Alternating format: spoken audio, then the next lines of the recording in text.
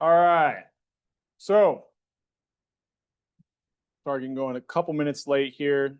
A lot of people asking questions after class. So, or my last class. So, a couple housekeeping things before we dive into material here today. So, I posted those exam 2 scores. So those should be up on Canvas, kind of under this midterm exam number 2 materials, show up under the grade book. If everything else, the third Canvas discussion should also be graded. Everything on Canvas in terms of grades should be up to date, right? CL points are updated or kind of currently up to date. So the current grade you see should reflect everything that you've done up to this point, okay? If you're looking at that exam 2 score and you want to review the questions you got wrong, I had a lot of people stop by my office hours yesterday, right? Office hours are going to be a time in which you can review that exam, right? Or review the questions you got wrong, okay? So my office hours, or if you go back and look at the syllabus, my TA and GA's office hours, they also have those materials and be willing to kind of review those with you as well, okay? So my GA or TA office hours, or coming to my office hours tomorrow, or even next week, right, will be a good time to review those questions that you got wrong, okay? So that's kind of exam 2, right? I'll kind of talk a little bit more specifically about the scores, but that's kind of living up there, or you can kind of see what your grade is. I also put up this hypothetical grade tool, right?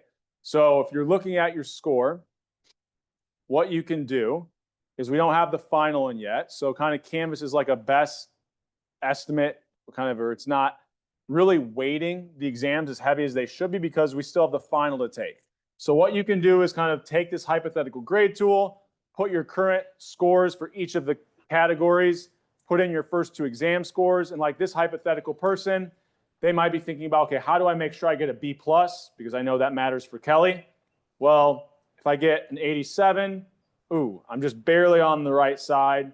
If I get an 86, it puts me just below that, right? So it can kind of let you know what grade you need in the final exam to get certain grades in the class. So if this person does like really well, okay, they could bump themselves up to an A-. Now, this factors in your CL points. The grade you currently see on Canvas does not, right? So the grade that you currently see on Canvas just kind of factors in every category. It hasn't added in those CL points yet. This hypothetical grade tool, if you put in whatever your current CL points are, it would add those in to kind of tell you what your hypothetical grade would be. And then you can play around with different scores in the final, okay?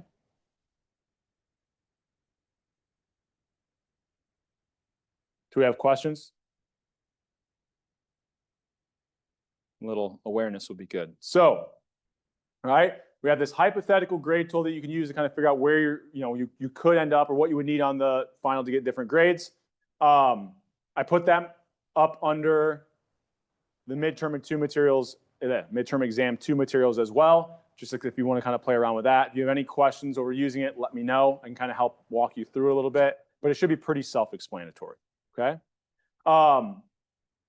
Other than that, I also put up an announcement, CL sessions. We didn't have any new material last week, so we didn't have CL sessions this Monday, last night. We have new material this week, so they'll resume again on Thursday, right? Module 10 CL sessions will be this Thursday and next Monday. And we have, after Thursday's class, we'll have the Module 10 quiz, Module 11 reading. We're kind of back to that schedule for the next 4 weeks, right? Covering the last 4 modules.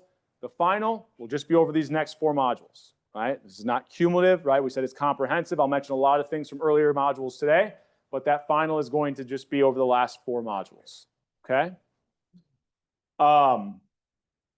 Any other questions for me before I dive into a little bit more of the kind of numbers of the exam? Nope. So there'll be no curve, right? So I typically expect kind of grades on that first exam to be a little bit higher. Yours weren't, so I curved it a little bit.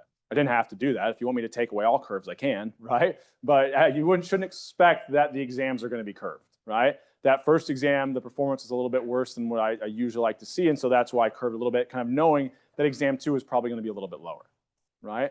But kind of the good news, if I'm kind of thinking about, right, that exam 2 and those scores, if I look across the 2 sections, that median, so the mean is good. The problem is we have some unofficial official drops, so people were getting zeros.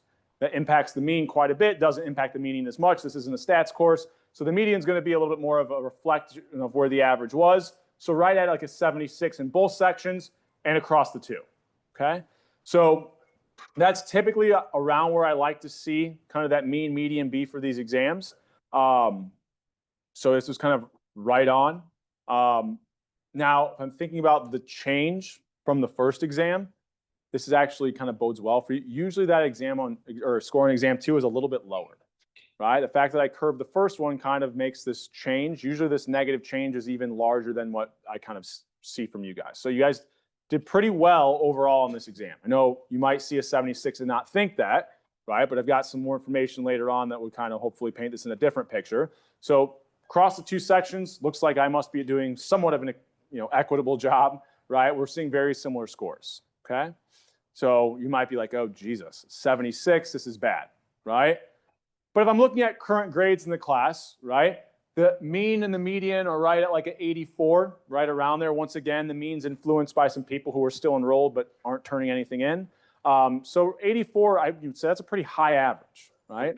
Now, this is a little bit misleading, right, because we still have the final exam. So if I take the average of your first two exams and use that for your final exam score, the current average in the class would currently be an 82, right?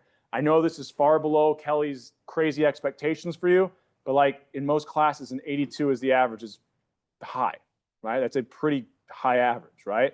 In fact, I would argue that most classes we should be writing as the average should be somewhere between like 75 and 80, right? So this is you guys are performing pretty well, okay? So this is kind of probably a little bit misleading where the grades are at in Canvas now just because we don't have the final in.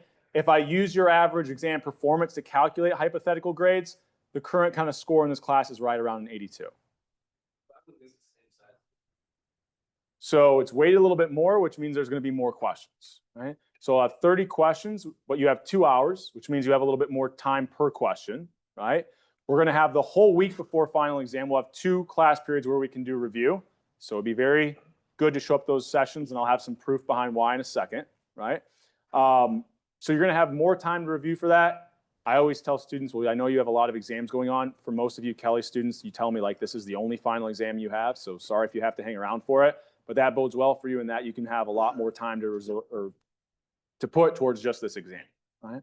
So current grades in the class, right, or like I said, pretty good, even though maybe you might not be as happy with that exam 2 score as you might like. So we're doing pretty well, right? We're in a pretty good spot right now if I'm looking at across both the sections, okay? Now, I tell you things in class, and I'm not just talking to hear myself talk, right? I am also a statistics person outside of teaching this course. I do some research and teach basically stats, and that's what I enjoy. And so I'm not just going to say it if I can't have statistical support. So I collect all this data from you guys for a reason.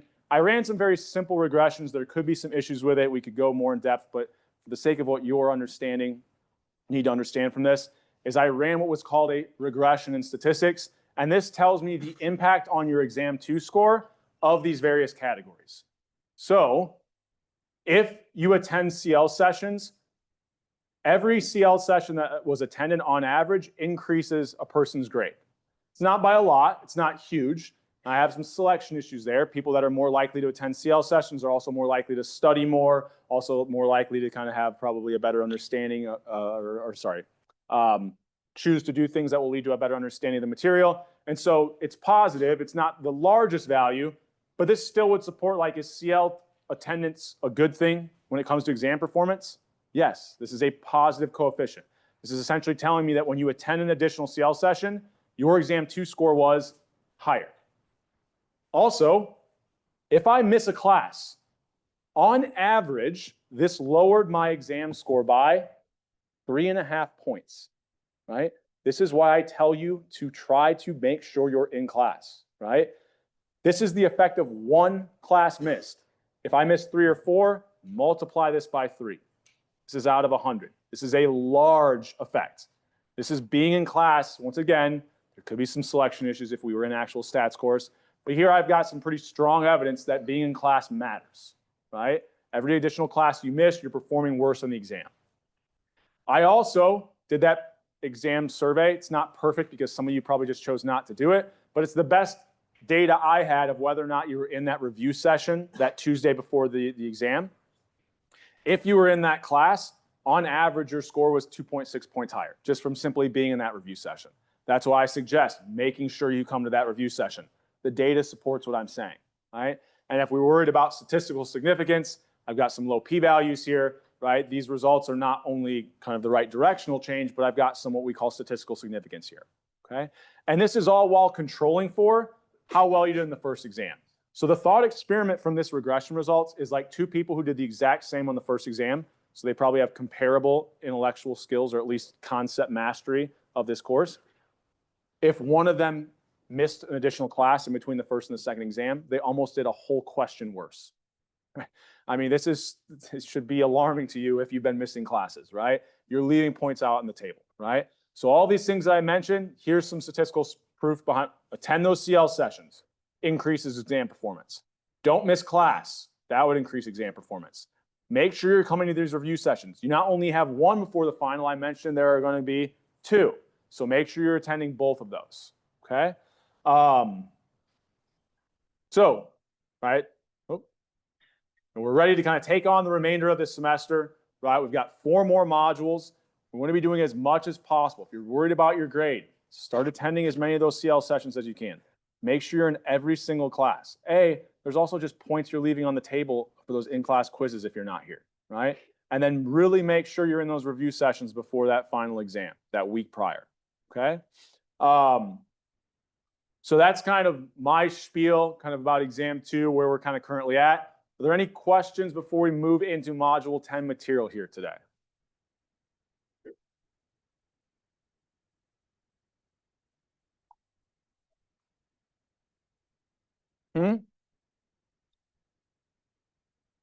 I can't hear you. Oh, no, I don't collect any data on who's in office hours or not. I wish I did. It would probably just take me a little bit more time. Maybe I'll start to try to do it here. But also, I kind of ethically probably shouldn't be asking people every time they show up. I don't want people to feel like they're being monitored. I want you to actually come to office hours. I don't want to be there any disincentive, right? So no, I don't do that. All right. Any other questions before we dive into new material here today? Yeah.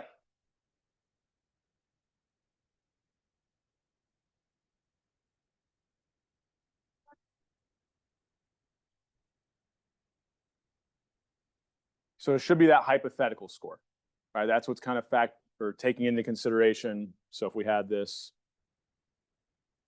yeah, you'll kind of looking here. Okay. Yep. Any other questions? Okay. All right. So we got in time. All right. Perfect. So what we're going to start talking about today, from here on out, most of what we do the remainder of the semester is going to be building off of what we started talking about in Module 9. Now, we'll use other things as well, but Module 9 is going to look really similar to a lot of things we talk about even today, okay? So we're going to start looking at different types of markets. We have information now about the firm. What if this firm is in a different type of market? So we're going to look first at a perfectly competitive market. That is like our baseline comparison group. So probably the best example that we have of this, I sometimes will say bottled water, but there's fancy waters. I always say 87 unleaded gasoline as close to a perfectly competitive market as we have, right? It's a perfect homogeneous product. So everybody's selling 87 unleaded gasoline. It's regulated. It's the exact same product. It's homogeneous. There's no variation, right? There's no barriers to entry. I could start a company if I wanted to, right? So we have no barriers to entry, maybe in these markets. I've got many buyers and many firms. So this isn't going to be a monopolist. This isn't going to be like an electric company where there's only one electric company in the area. This is going to be something where there's many people selling this product and there's many, many people buying it. So because it's the exact same product, there's no barriers to entry. We've got many firms and buyers. We say there's no one buyer or one seller of the good that has any influence over the price. They are price takers. Whatever that equilibrium price is, I have to take that. If I have 2 gas stations, this is why it's a good example, and they're right next to each other, if one of them increases the price, what would you do? go to the other one. So how much would that gas station sell? 0. Now there's like, they create substitute or complementary goods and like try to sell you that way. But basically, if you were only going to that gas station to just buy 87 unleaded gasoline, as long as those gas stations are just as easy to get to, everyone would go to the one that has a lower price. Okay? So that's the markets we're thinking about, perfectly competitive. So what these markets are not, we don't have like legal restrictions that prevent firms from entering. We don't have the existing firms doing some weird things to like make it more expensive for firms to kind of enter that market. We don't have any one firm controlling a scarce resource. So, if you, had like all the, what the hell's the stuff that they put in your cell phone batteries? It's some type of like a scarce resource, like a metal or something like that. But if I owned all of that, right, that would prevent other people from actually being able to create them. So I can't control a scarce resource, or we don't have like these geographical barriers. This would all make it not a perfectly competitive market. So we're thinking about, like I said, bottled water, unleaded gasoline, something where we have no barriers, many buyers and sellers, and an exact homogeneous product, so nobody has any influence over the price. Okay? So that's what we're thinking about. So what is a firm going to try to do? Right? A firm is going to try, if they don't have any influence over the price, they have to take that as given. They're going to try to choose a level of output that maximizes their what? Profits, and we said specifically what type of profits? Economic profits, right? So the goal of the firm is, given prices are what they are of my good in a perfectly competitive market, what output or what quantity level of production will result in the highest possible economic profits? That's my goal, right? So ultimately, that price to them becomes their marginal benefit, right? We said this is back to like old stuff we talked about. We said we can interpret the price of a good as the firm's marginal benefit. More specifically, we'll now start calling the firm's marginal benefit. Well, if it's the amount of money I'm making off every unit I sell, is whatever that equilibrium price is, that's my marginal revenue, right? So the marginal benefit of the firm, we'll just now kind of call it marginal revenue. Those are really synonymous, okay? So we're going to think about for these firms, right? There's a market that exists. There's some overall market supply, which is every single firm's supply added up at every different price. And we have market demand. That's going to result in a certain equilibrium price. So if I think about gasoline, maybe that's about $3 a gallon right now, okay? If I think about the firm's demand curve, well, if I'm in a perfectly competitive market, if I try to sell my good at a higher price, what happens to my quantity? Decreases all the way to 0. So my individual firm demand curve is horizontal. I can only sell this product at the given equilibrium price. Okay? So we have this kind of constant marginal revenue for the firm. And that marginal revenue they earn will be whatever that equilibrium price is. Okay? So here's where we'll take a step back, okay, and think about how are we kind of using Module 9 as a jumping off point. So when we're thinking about production decisions, what did our average total cost curve look like? We said it kind of had this U shape to it, right? Now, if I'm drawing an average variable costs, where would I draw that in relation to my average total? In the short run, if I have fixed costs, it's always going to be underneath my average total cost. And what hits both of those averages at their minimum point? My marginal costs, okay? All the same things, all the concepts about when marginal cost is above average total, my average total cost is increasing. If marginal cost was below average variable, it must be all of those same rules apply. We're using the exact same cost structure that we used in Module 9. The thing that we're adding in is that now how do these firms make their optimal production decision that leads to the highest possible economic profits? They're now also going to be facing this marginal revenue curve, which we said the amount of revenue earned on every unit I sell is simply whatever the equilibrium price is in these perfectly competitive markets. I can't charge a price any different than that. I have no kind of market power here. Okay? So if we think about how do individuals, this goes back to module 1. You would choose to do something if what? The marginal benefit is greater than or equal to the marginal cost. For a firm, what does this mean? They're going to choose to produce as long as the marginal revenue is greater than or equal to the marginal cost. But what is the marginal revenue here? It's the equilibrium price. So as long as that marginal revenue is above marginal cost or equal to, they'll choose to produce that unit. So if I'm thinking about here, is the marginal revenue above the marginal cost at this unit? Yes, so they'll produce it. What about here? Yes. What about here? Sorry, I wasn't drawing it all the way down. What about here? Yes, yes, yes, yes, yes. All the way up to this point, we would kind of think about this as that is our profit maximizing optimal quantity for this firm, right? Why do we know they won't go past that point? Well, if I go past this point, what's true about the additional costs relative to the additional revenue? The additional costs are higher, so what's going to happen to my profits? They're going to go down. Do I want to produce units if they're decreasing my profits? No. So the firm really uses the same optimal decision-making process that we talked about all the way back in module 1. As long as that marginal benefit is greater than or equal to the marginal cost, they produce that unit. Marginal benefit now is just the marginal revenue. And what that marginal revenue is in a perfectly competitive market, simply that equilibrium price. Okay? Any questions on this idea? Okay. All right. So I think I'll do this for us. I've got this in the slides, but I think it makes sense for me to build this out for us here. So with this idea in mind, let's think about kind of a different scenario, right? So let's kind of make this connection, right? So here's the quantity of the firm. Here's the quantity and price in the market. Here's current supply. Here's current demand. Here's that current equilibrium price, okay? So if I'm thinking about, what do I want here? Let's say, here's my firm's marginal costs.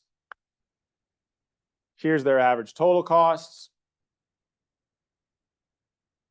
At this current equilibrium price, here's their marginal revenue curve, okay? So what is the optimal profit maximizing quantity for the firm? It should be where marginal revenue is equal to, right? I produce as long as marginal revenue is greater than or equal to marginal cost. So the point where I'll stop will be when they're equal to each other. What is the marginal revenue of the firm? That equilibrium price. So marginal revenue is equal to my marginal cost.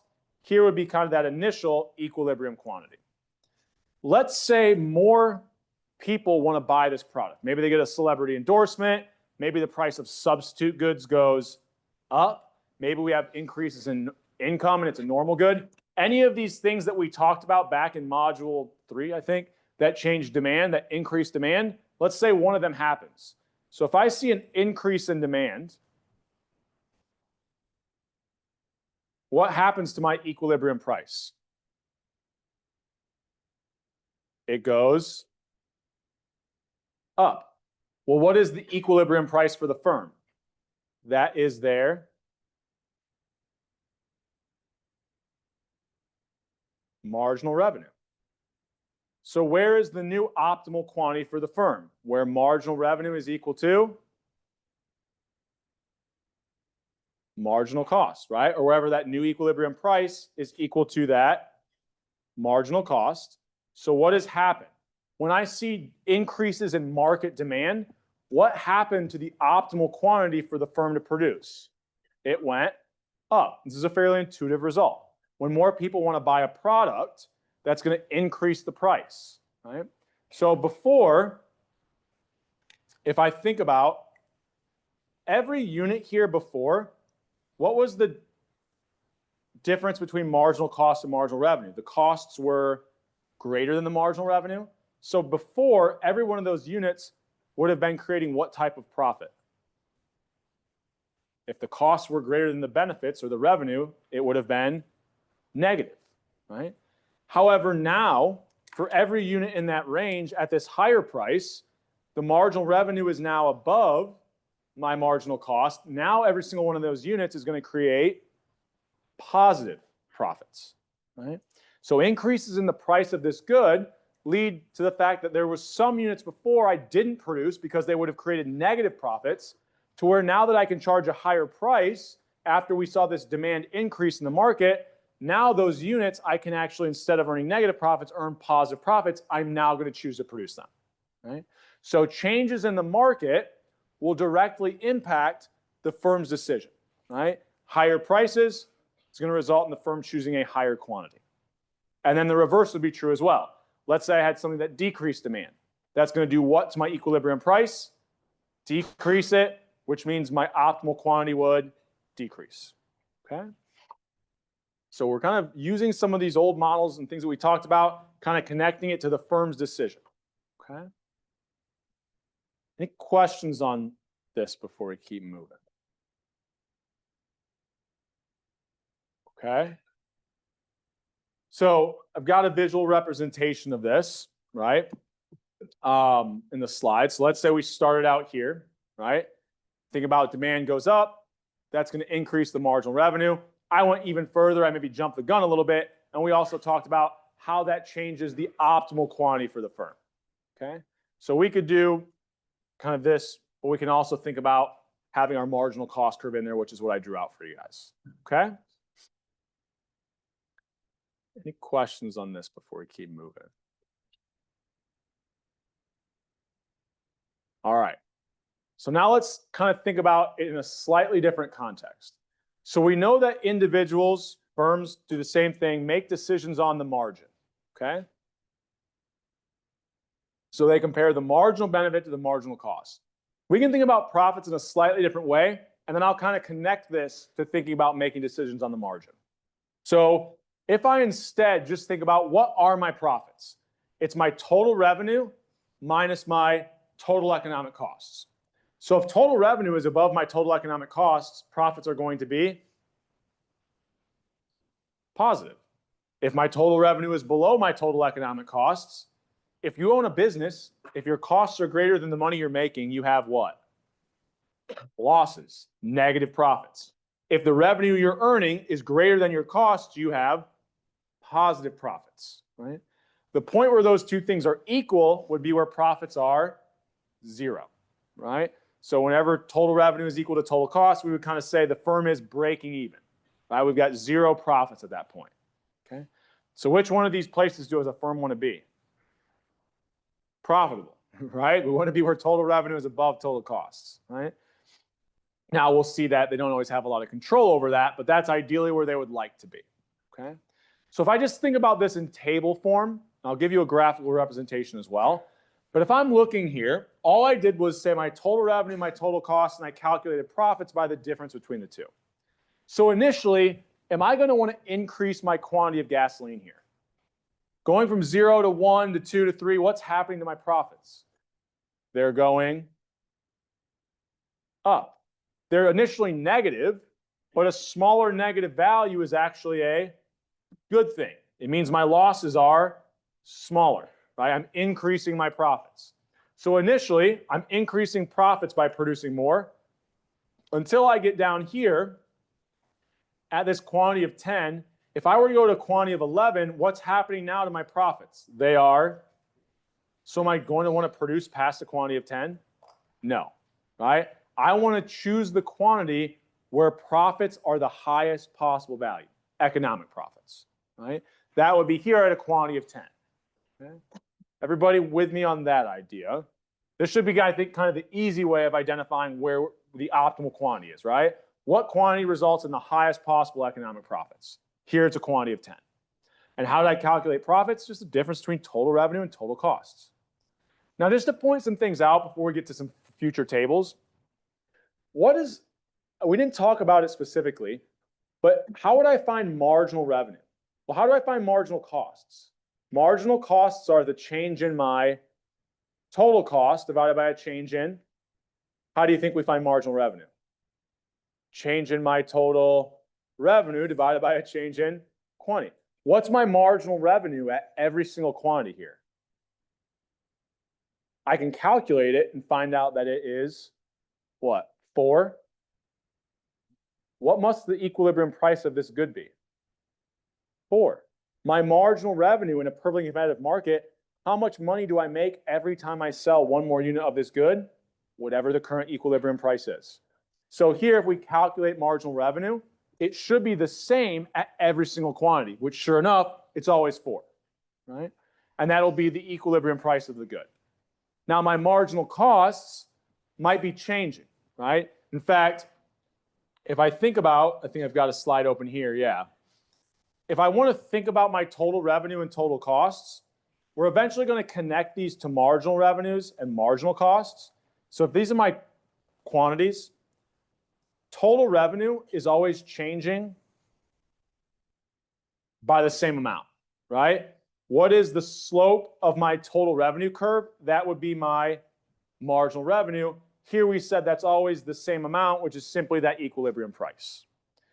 So if I'm thinking about kind of connecting this, if I wanted a graph where I've got marginal revenue, what did we say is marginal revenue? It's going to be, well, marginal revenue is simply the equilibrium price at every unit. So if I were to draw out my marginal revenue curve, it would be flat, right? That was the firm's demand curve. It's a nice constant slope. My total revenue is always changing by the same amount. Now, if I'm thinking about my total cost curve, right, it's going to look something like this, okay? And we can connect this to what we've already talked about. So what's happening to the slope, or what would the change in my total cost be? That would be my marginal cost. We know that maybe initially my marginal costs are decreasing because I've got gains from specialization. But eventually what's going to happen? My marginal costs start to increase because I've got diminishing returns to my labor. So what should be true, if I'm using marginal analysis, the profit maximizing quantity, where marginal revenue is equal to marginal cost, if I'm thinking about how that relates, well, I'm a little bit off here, but how that relates to total revenues and total costs, what is profits represented by in this curve? Well, here, if my total costs are above my total revenues, profits in this range would be what? My total costs are above my total revenues, profits are negative. In this range, where my total revenues are above my total costs, this is where my economic profits would be. Revenues are greater than costs, profits are positive, right? So what do I want? I want to choose the quantity where the difference between my total revenue and my total cost is at its largest or highest value. That will end up being, if I can draw, this should be exactly right? That largest gap will be where the marginal revenue is equal to the marginal cost. Or notice, marginal cost is the slope of my total cost curve. It'll be the exact same as the slope of my total revenue curve at that point. Okay? So, two different things, and got a lot going on here. But ultimately, we can identify that quantity where profits are at their highest point by where is the largest difference between total revenue and total costs. When we had it in the table form, that was simply we calculated the difference and found where profits were their highest. What will also end up being true is that quantity where profits are at their highest will also be the same quantity where marginal cost is equal to marginal revenue.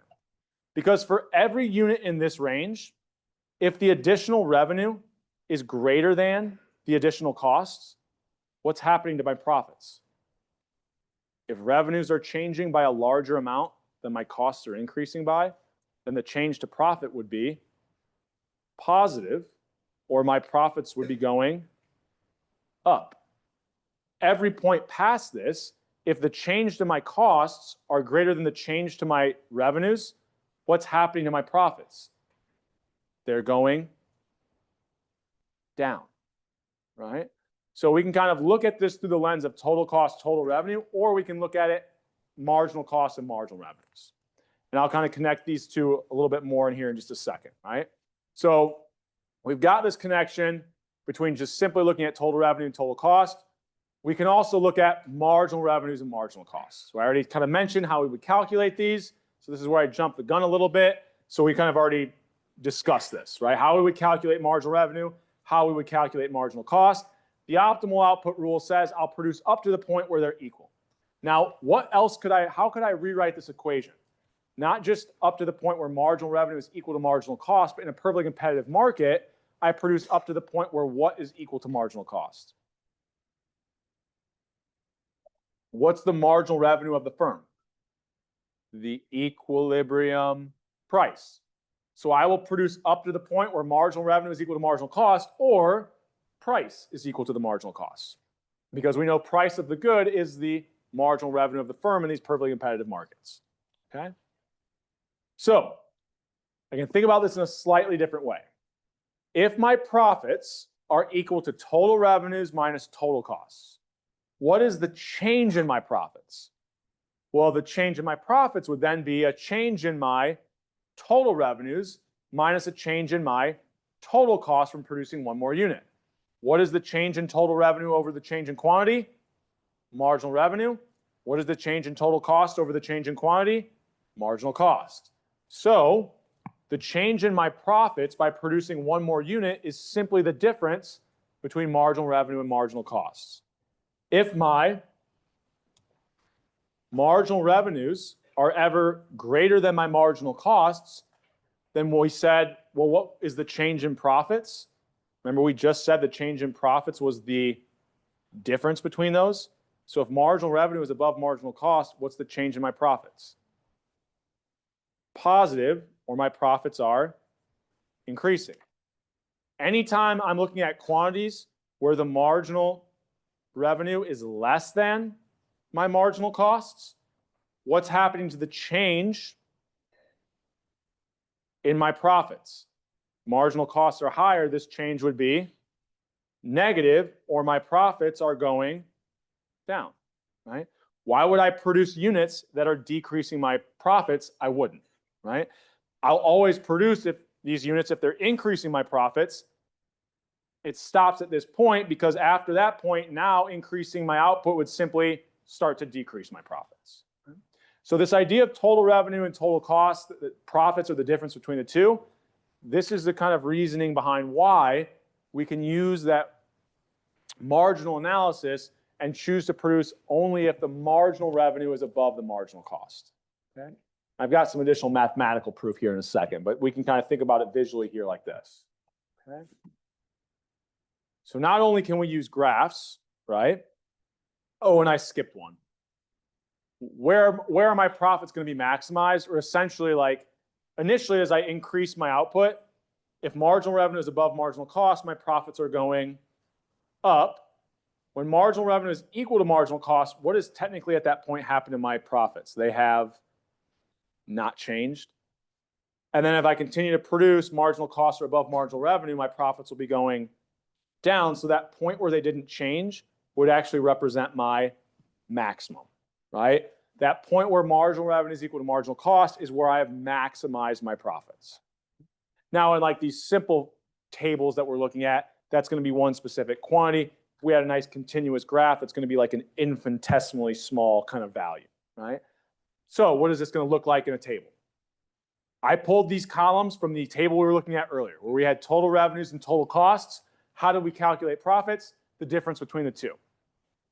I could go through and calculate my marginal revenue. We said it would always be the change in total revenue over the change in quantity, which should just be always the equilibrium price of what? Total revenue is always changing by $4, right? Now, my marginal costs are changing at different rates. Notice initially, my marginal costs are going what? So what must I have in terms of labor? My costs are going down, my workers must be more effective where I've got gains from specialization. Well, there, my marginal revenue is always the same value. So if I've got gains from specialization, we said we know that means my marginal costs are going down. So if I produce the first unit and I know that my marginal costs are going down, am I going to produce the second? For sure. And if they're still going down, am I going to produce the third? For sure. Now I start to have to make, it gets different once my marginal costs start to increase, right? Because now depending on how much they increase, maybe the marginal cost is now above my marginal revenue. I don't know. So we continue to produce because marginal revenue is above marginal cost as long as my marginal costs are decreasing. Now that marginal costs start to increase, do I produce the seventh unit? Well, marginal revenue is still above marginal cost, so yes. Marginal costs start to increase. Will I produce the eighth unit? Yes. Marginal revenue is above marginal cost. Will I produce the ninth? Yes. 10th? Yes. Will I produce the 11th? No. My marginal costs of the 11th unit are now greater than marginal revenue. I won't produce the 11th unit. I would have stopped right at 10, which is the exact same thing we said before when we were simply looking at the profit values and choosing which one was the highest.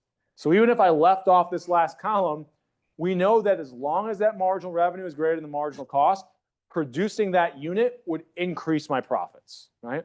As soon as the marginal revenue is below my marginal cost, what happened to profits? They went, why would I want to produce that unit? I wouldn't, right? So we can use marginal analysis, or we can simply compare the total revenues to our total costs. Okay. Both of us lead, both lead us to the exact same answer or the exact same value. Okay. Any questions on this idea before we keep moving here? Okay.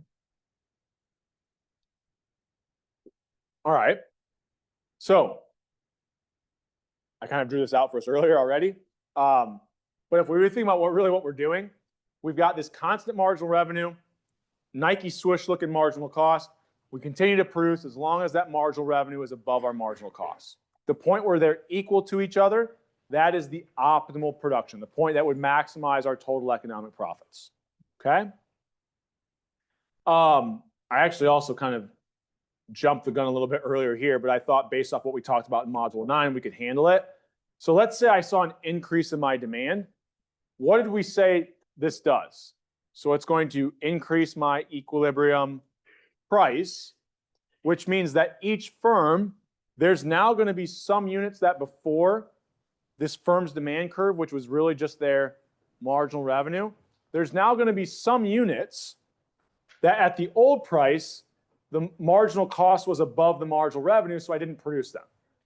At this higher price, the marginal revenue now is above the marginal cost, so I would choose now to produce these units. So kind of the intuitive result, market demand increases, lead each firm to producing more than they were before.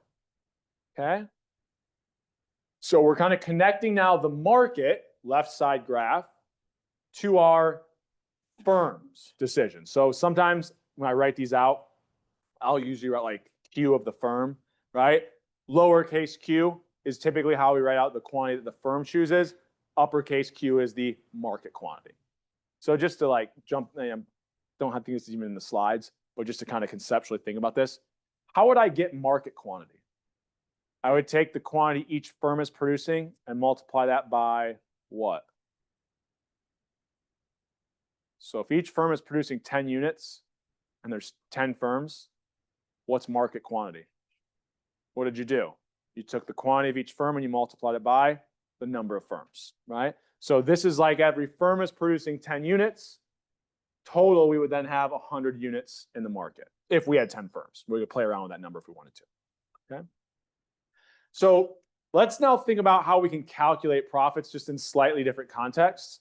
And then this will help us, I think, next class when we start to think about shutdown decisions, which are a lot more difficult. Okay. So I'm going to start out.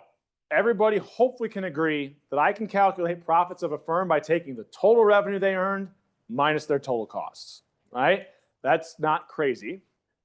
What if I rewrote total revenue? In a perfectly competitive market, how much money is each firm making off of a unit they sell? whatever the equilibrium price is. So how do I find total revenue? It's just the price I'm selling the good for times the quantity I'm selling. That's how we would rewrite total revenue here. Just the price the firm is selling that good for, multiply that by the quantity they're selling. Because they have to take the equilibrium prices given.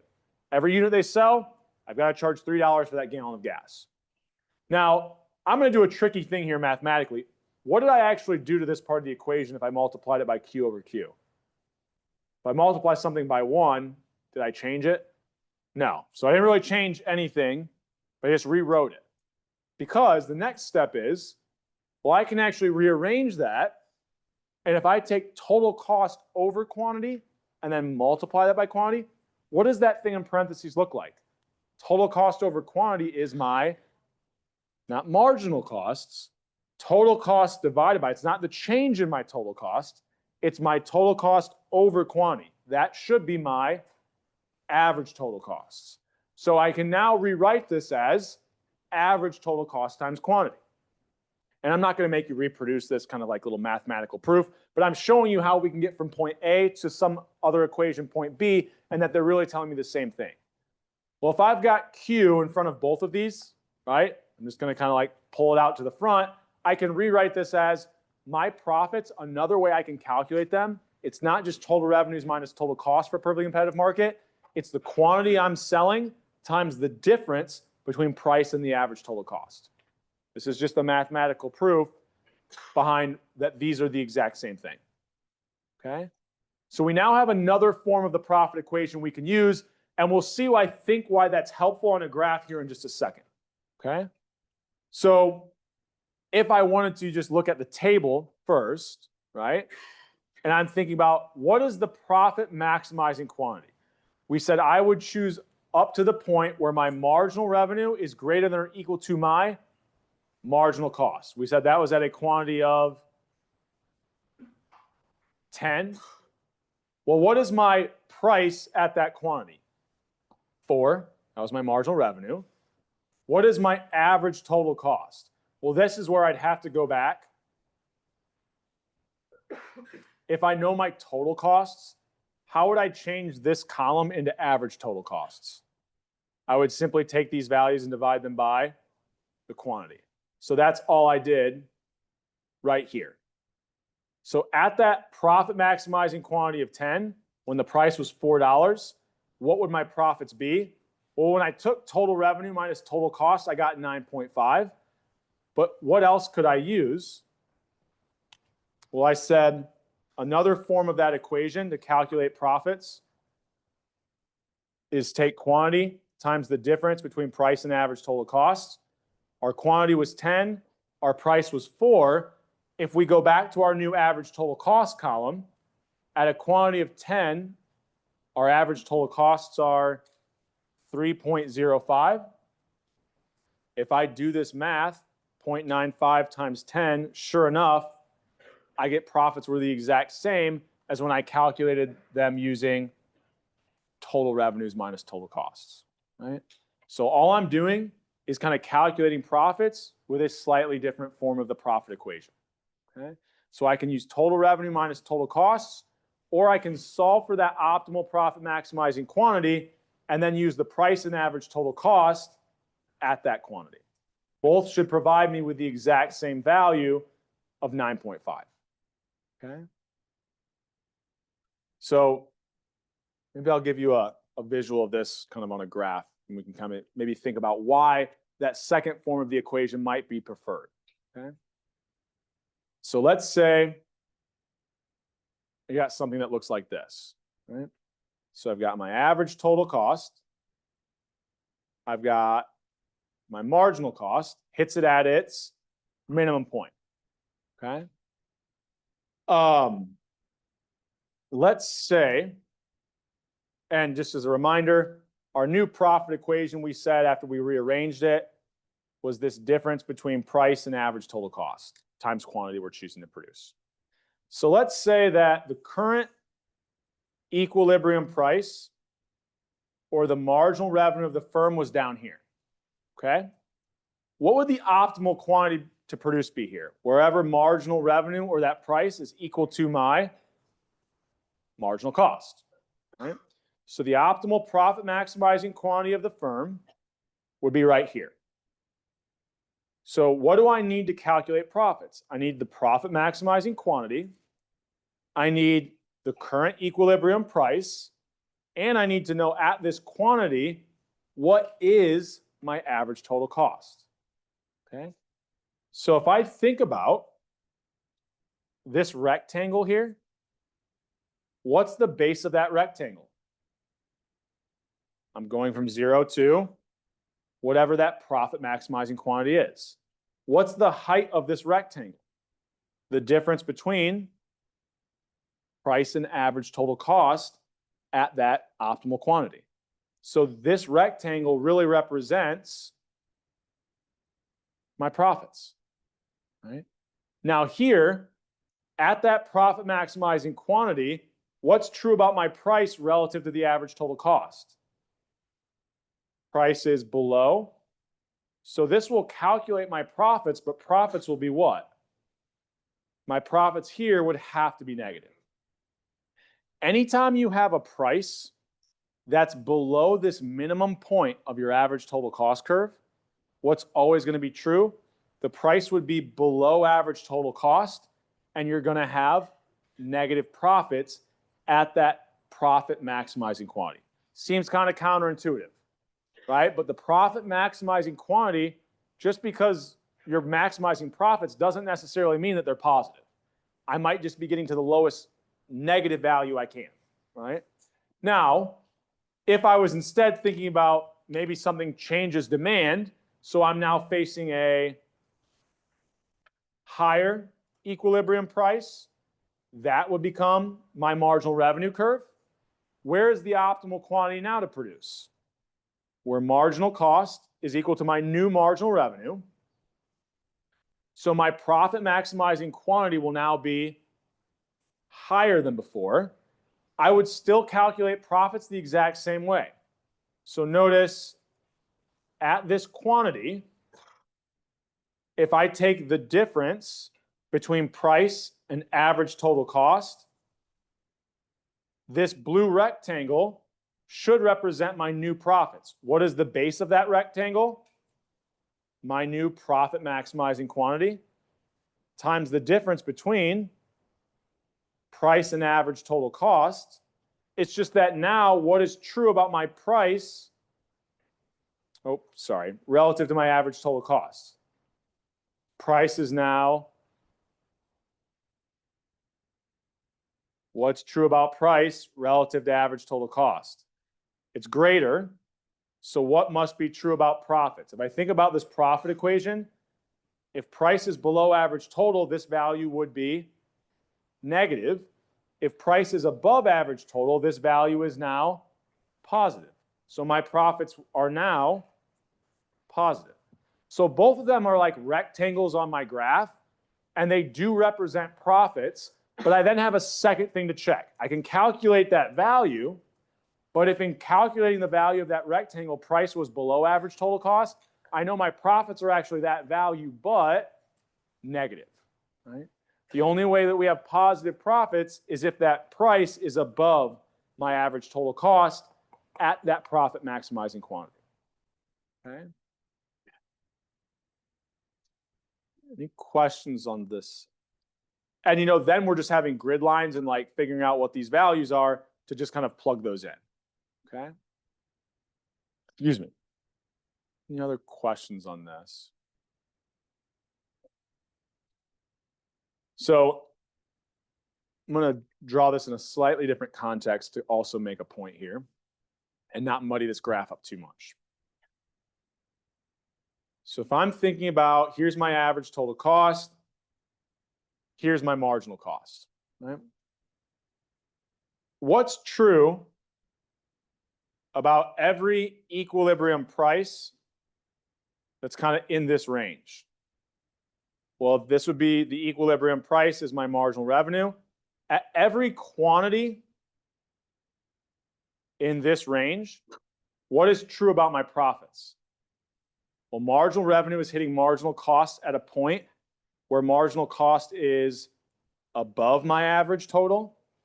So if the price is above my average total, my profits would be positive for every quantity in this range. If I ever had a price that was down here, where is those equilibrium prices or the marginal revenue hitting marginal cost? At a price that is below average total. So if price is below my average total cost, my profits here would be, so it can quantity, what's the lowest quantity it can be? You can produce 0. So the sign of this tells me the sign of profits. So if price is below average total cost for all these quantities, my profits in that range would always be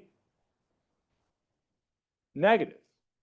I mean, I've got to be able to look at a difference and know that if price is below average total cost here, this difference is always going to be negative, right? So here, I've got negative profits. What's going to be true if the price ever landed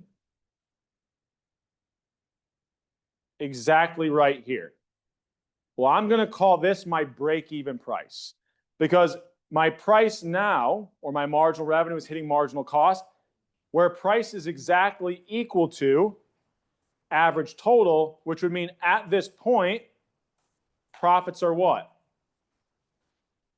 If price is equal to average total cost, my profits would be, this difference would be 0. Anything times 0 is 0. We would call this kind of point our break-even price. Now notice, where are we at on the average total cost curve at that break-even price? We're at its lowest possible point, or what we called in the last module the efficient scale of production, right? So the point where profits are equal to 0 is actually when we see a price that's exactly equal to the lowest possible point on our average total cost curve, okay? Now, we might not always be there in the short run. We might have higher or lower prices, but that point where profits kind of switch from being negative to positive, that's what we're going to call our break-even price, okay? So I think I had like depictions of this where I just like gave some actual values. So here, if I had positive profits, price is above average total, I could actually like pull these values from a graph, just plug them in to calculate what the profits would be. If I had negative profits, similar kind of idea, same profit equation, I would just be pulling these values from a graph, plugging them in. Now, obviously here I'm giving you grid lines, so like you can't find these exact values. I'm just giving you some like hypothetical. If we had some like more defined grid lines here, we could actually identify what these values are. And we're going to take a look at what that would look like in the in-class quiz here in just a second, right? But just kind of making sure I'm referencing these slides. I really already drew this out for you. If price ever hits marginal cost at a point above average total, you know profits are positive. If price ever hits your marginal cost at a point where it's below average total, you know your profits are negative, okay?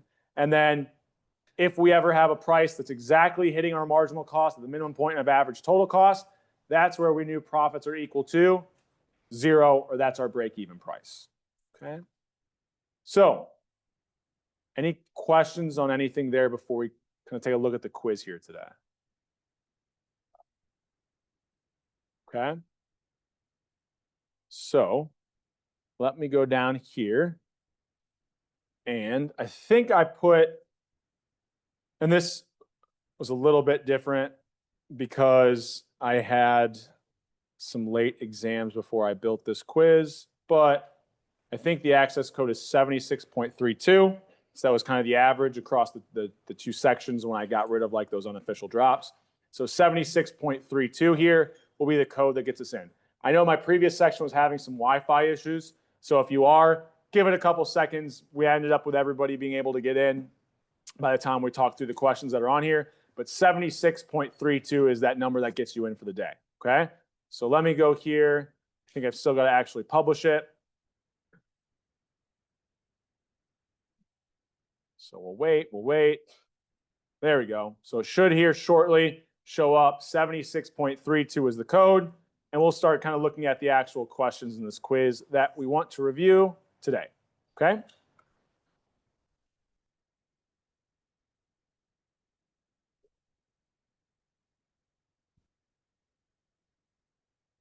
All right. So people starting to get in. We're still having Wi-Fi issues. Anyone having Wi-Fi issues? Okay. Some people in though. Raise your hand if you're already in. Okay, so just kind of give it some time. This will take some time. I think we should be able to get everybody in here in the next like couple minutes. Okay. So let's say I had an example like this, and hopefully you can see this in front of you. I get the grid lines are a little bit small, but I'll kind of walk us through this as though we were solving it in front of us. Okay. So if I'm thinking about the break-even price and quantity, this is going to be the price at which our profits will be going from negative to positive, or essentially the price at where our profits are exactly equal to 0. Okay? We said this point visually is going to be when the price is equal to what? The lowest point on what curve? Our average total cost curve. Now, I didn't label these. Which of these, if you had to guess, if we're in, first of all, I've got 3 curves here to represent costs. So we have average total, average started class off with these, average total, average variable, marginal cost. Marginal cost should hit the average total and average variable at its minimum point. Which of the curves is going to be on top, average total or average variable? Total, right? Because our average total costs, this black curve, will be our average variable cost plus our average fixed, right? So we've got our average total cost curve, our average variable cost curve, and our marginal cost curve is this blue one where it hits those at their minimum point. Okay? So if I'm looking here, what's the break-even price? I need to look at the lowest possible point on my average total cost curve. So, excuse me, that's going to be right here. So that would be when the price is equal to, I think each of these grid lines is a $25 jump. So it looks like $425 and at a quantity of 350, right? So that break-even price and quantity would be the firm would choose to produce 350 units, and that would be at a price, they would make that decision when the price is equal to $425. So with that information, if I told you the price was $450, what's true about the profits of the firm? They would have to be, well, if they break even at 425, if the price goes up, what's going to be true about profits? They're going to go higher, so we know profits would be positive. If the price was $300, anytime it falls below 425, we now know our profits are going to be negative. Okay? That break-even price and quantity represents, that's the price and quantity where profits are 0. If the price ever goes above this, right, we know profits are positive. If the price ever goes below that value, we know profits are negative. Okay? Any questions? Are we all getting into the quiz here? No? More head nods, some still saying no. So try hitting refresh on that. Like I said, I know the last section, it took us a couple minutes. By the time we got to the last question reviewed, everyone was kind of able to get in. But if you haven't gotten in yet, hit refresh, try to get access or to it again. We'll talk through the next question, maybe writing this down as we're going. We just said the break-even price was $425. Sorry. The break-even price was, $425, and the break-even quantity was 350. Okay? Any questions on this problem? Okay? So, the next one that we're going to be looking at, we're going to skip 2. I think we'll kind of come back to this one probably next class, right? So I'll have to adjust these when I get back to my office. We're not going to do question 2 today. We're just going to now focus on question 3, okay? So if I'm thinking about economic profits and I tell you the current price is 350, okay? So if the current price is 350, and we just said the break-even price was what? 425. Before I even start this question, if I wanted to put in a profit value here, I know that it should be what? Negative, right? Now, how do I actually calculate it? Well, what I need is this profit equation where I identify the profit maximizing quantity. The current price, I actually was told in the problem, was 350, and I need to figure out what the average total cost is at that profit maximizing quantity. So if I go back and look here, when the price is 350, what's our marginal cost curve? We said that was the blue curve, the one that hit the other at their minimum point. So at 350, the profit maximizing quantity looks like it is 325, right? So I've now got, if I'm kind of thinking about what I've identified, if I can get this paper off here. There we go. So our profit equation that we're using is the profit maximizing quantity times the difference between price and average total cost. Our price was 350. We just said, no, sorry. Yeah, price is 350. We just said that the profit maximizing quantity was also 350, right? Yeah, that is what I just said. So the only thing left we need to do is figure out what the average total cost is at that quantity of 350. So if I'm looking at this quantity of 350, it looks like, oh, sorry, it wasn't 350. What was it? 325. That would make a little more sense. I was like, okay, sorry.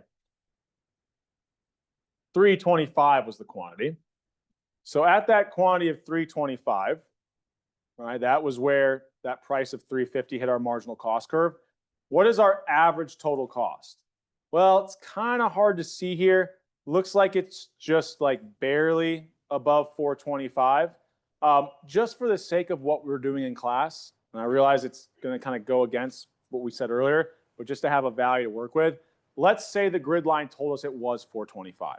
We can kind of see here it's just barely above that, but the value that we're going to use is we'll just assume that if we had more like fine grid lines here, this value on the average total cost curve would be exactly 425, just to give us kind of some easier numbers to work with just for the sake of our example. Well, that's all we need, right? We've now identified the price, the average total cost, and the quantity. So here I would have what? 325 multiplied by 75. I think this will give me, oh, let me use Excel here. This is me what? 75 times 325 is 24,375, right? What did I forget to do here? Yeah, my price, that's why we said before we even started this question, we knew profits were going to be negative because price was below average total cost. This should have actually been negative 75, right?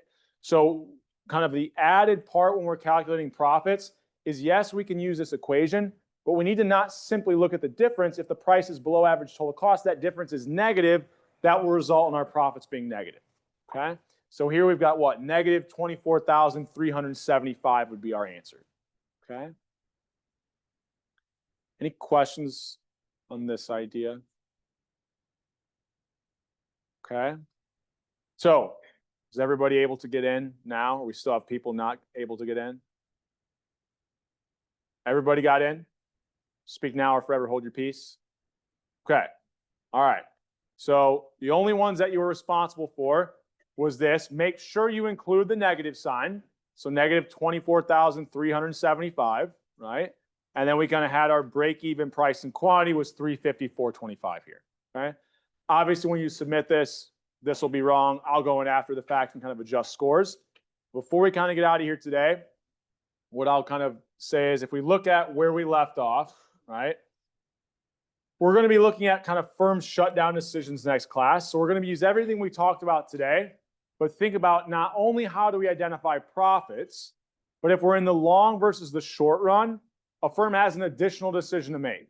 I might want to stay open in the short run, earning negative profits, because if I shut down, my profits could be an even larger negative value, okay?